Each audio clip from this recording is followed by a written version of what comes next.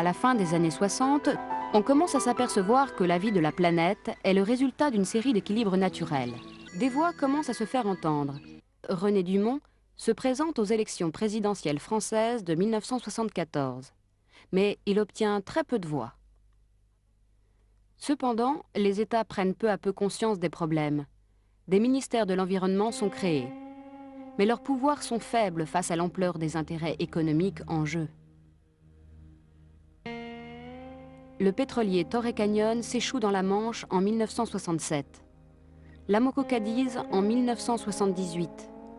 En 1984, en Inde, à Bhopal, un accident dans une usine chimique fait 3000 victimes. Beaucoup d'autres catastrophes encore, mais moins connues.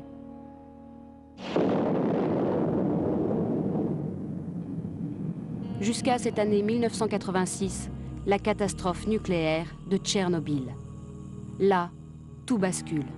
Il faut agir, faire un bilan, envisager des solutions, imaginer des préventions qui prennent en compte l'environnement de la planète tout entière. Il faut dire que son état est inquiétant. La forêt amazonienne diminue à vue d'œil.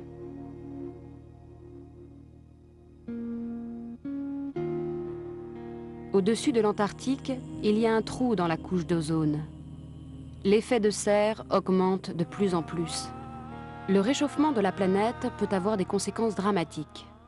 Fonte des pôles, remontée des eaux qui pourraient inonder certains pays. Et puis, il y a la pollution des mers et des océans. Et la pollution de l'air dans les grandes métropoles.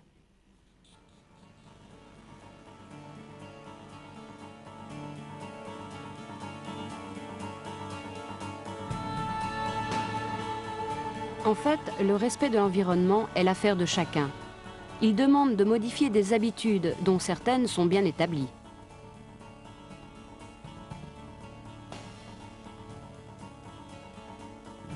Les États doivent aussi jouer leur rôle.